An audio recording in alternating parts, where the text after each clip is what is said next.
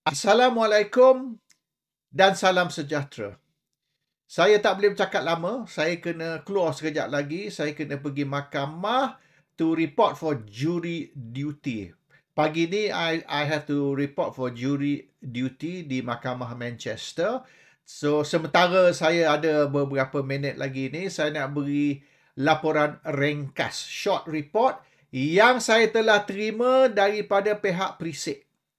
The intelligence has sent me the latest report, and report ni maknanya semua parti politik pun tahu. Bukit Aman pun telah memberi laporan yang sama kepada parti-parti politik. Iaitu tidak ada satu parti yang akan ataupun tidak ada satu gabungan yang akan menang cukup kerusi untuk bentuk kerajaan, baik Barisan Nasional, Pakatan Harapan, Perikatan Nasional ataupun GTA, semua tidak akan menang cukup kerusi. So, sesiapa nak bentuk kerajaan, perlulah dua gabungan tu membentuk satu unity government. Dan satu unity government di antara Barisan Nasional dan Pakatan Harapan telah dipersetujui. That has been finalized. Anwar Ibrahim dan Ahmad Zahid Hamidi has agreed to form a unity government. Mengetahui yang baik barisan, baik pakatan atau sesiapa sekalipun tidak akan menang cukup kerusi untuk bentuk kerajaan. And the deal is Anwar akan menjadi Perdana Menteri. That's right. Anwar Ibrahim akan jadi Perdana Menteri. Dan Anwar Ibrahim akan menyelesaikan kes Zahid Hamidi. Masalah Zahid Hamidi bukan saja kes yang sedang berjalan, yang existing case ni, tetapi ada kes baru. Dan kes ni melibatkan kontroversi LCS. Jadi, pihak berkuasa, the investigation unit, telah pun membuat satu laporan bahawasanya Zahid Hamidi juga telah menerima rasuah berkait dengan kes LCS. Jadi, sekira Anwar Ibrahim tak jadi Perdana Menteri dan sekiranya Perdana Menteri bukan orang yang boleh menyelesaikan kes Mahkamah Zahid, maka Zahid after this election, soon after this election, Ahmad Zahid Hamidi akan di-charge juga tentang kes LCS, di mana keterangan dan bukti telah pun diperolehi tentang Zahid Hamidi meminta rasuah melibatkan kes ini, dan the evidence is strong. Zahid akan masuk penjara. So, unless Zahid pakat dengan Anwar, bagi Anwar jadi Perdana Menteri, maka Zahid tidak akan lepas. So, selain dari itu, mereka juga, UMNO ada usaha untuk menjatuhkan beberapa tokoh. Dan termasuklah orang yang sangat-sangat kontroversial, iaitu Syahidan Kasim, Anwar Musa dan Khairi Jamaluddin. Dan seorang lagi bernama Salim Sharif dari Jempol. Orang ni semua akan disingkir di dalam pilihan raya. Dan untuk Negeri Sembilan, Tok Mat akan singkir semua orang yang taat kepada Perdana Menteri Ismail Sabri Yaakob, dan Tok Mat akan letak semua orang dia di Negeri Sembilan supaya dia boleh kontrol seluruh Negeri Sembilan. That one is laporan terkini dari pihak Prisik, dan Special Branch pun tahu, dan perkara ni telah dilapor kepada semua parti politik dan juga pemimpin Barisan Nasional. Isu dia yang lebih menarik ialah Barisan akan letak calon lemah di Tambun supaya Anwar Ibrahim jamin boleh menang pilihan raya. They want to guarantee Anwar Ibrahim will win and will not lose. Dan di kawasan Zahid Hamidi juga, Pakatan akan letak calon yang lemah. Mereka tidak akan letak calon yang kuat supaya boleh jamin yang kedua-dua, Anwar Ibrahim dan juga Ahmad Zahid Hamidi, akan menang. Tidak akan diancam di kawasan mereka masing-masing. That deal has already been made. Mungkin ramailah yang kata mereka nak bertanding kat Tambun lah, yang orang ni nak bertanding di kawasan Zaid Hamidi lah. Tapi no. Barisan tidak akan letak calon yang boleh mengalahkan Anwar di Tambun, ataupun Pakatan tidak akan letakkan calon kuat yang boleh mengalahkan Anwar Ibrahim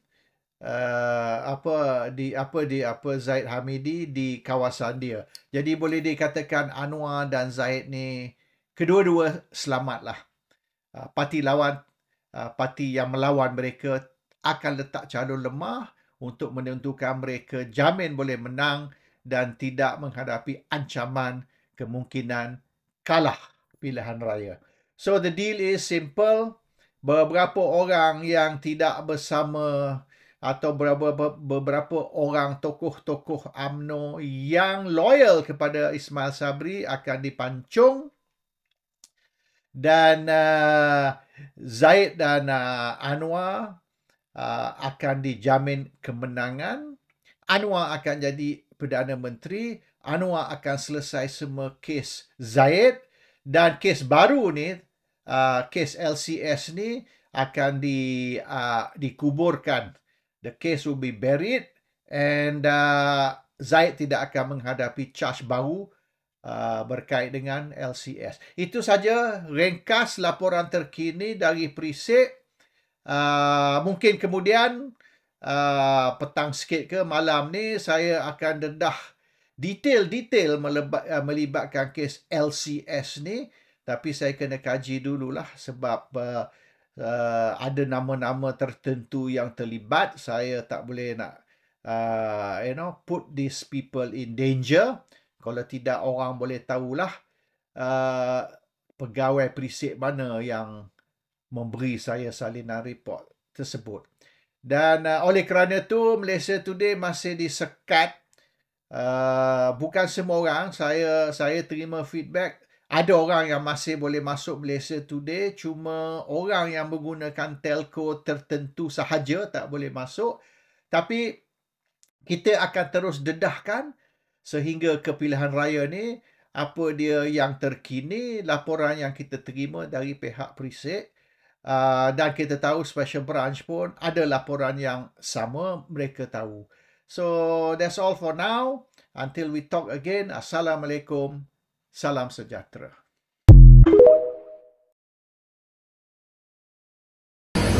Saya minta maaf, saya nak beli sayur. So, saya terpaksa menjawab dalam keadaan macam ni. Korang tahu tak, pada tahun 2023, negara akan menghadapi satu era kemelesetan inflasi yang teruk. Undi anda adalah penentu di mana hala tuju negara sama ada fasa stabil atau kejatuhan negara. Anda pasti ingat IMF.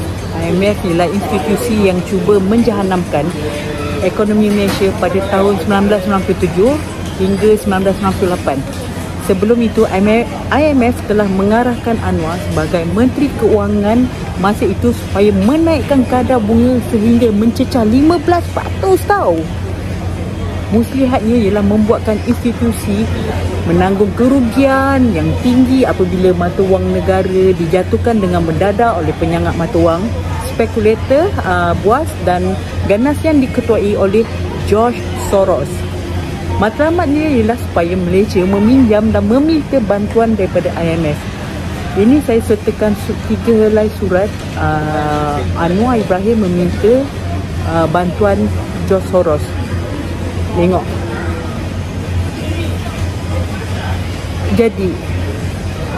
Jadi jangan ingat Anwar Ibrahim tu bijak bab ekonomi. Anwar Ibrahim tu tak pandai pun. Dia pandai bercakap je. Anwar Ibrahim hanya bijak menjadi alat kepada Yahud. Saya tak boleh sebut nama penuh-penuh. Yahud ataupun Barat.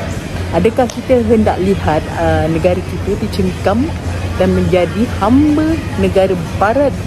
Atau lebih senang, adakah kita mahu negara kita dijajah sekali lagi? Syukurlah kita kepada Allah kerana telah memberi petunjuk pada Tun Dr. Mahathir yang tidak tunduk pada IMF dan terhadap tekanan George Soros. Dia menyekat nilai mata wang ringgit Malaysia di paras RM3.80 bersama dengan USD $1. Bak kata Mahathir, Anwar ni tak boleh jadi Perdana Menteri ketika ekonomi negara sedang gawat. Itulah maksud saya apabila kita wajib memilih Perdana Menteri yang tidak memudaratkan, kerana Anwar Ibrahim ni sangat memudaratkan pada negara. Faham tak kenapa Mahathir ni takkan bagi peluang atau ruang kepada Anwar Ibrahim untuk menjadi Perdana Menteri, kerana Anwar ni sangat memudaratkan, bahaya untuk negara dan dia adalah pengkhianat pada negara. Korang rasa kenapa Anwar boleh keluarkan kenyataan macam ni kalau ini tidak membahayakan pada negara? Kau ingat pengaruh tu pengaruh apa? Fikir-fikirkanlah bahayanya Anwar Ibrahim ni. Jangan melakukan kemunafak, apa dia? Saya tak faham. Cakaplah. Dia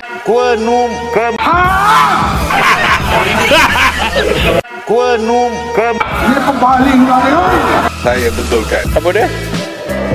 Jangan melakukan kemunafak,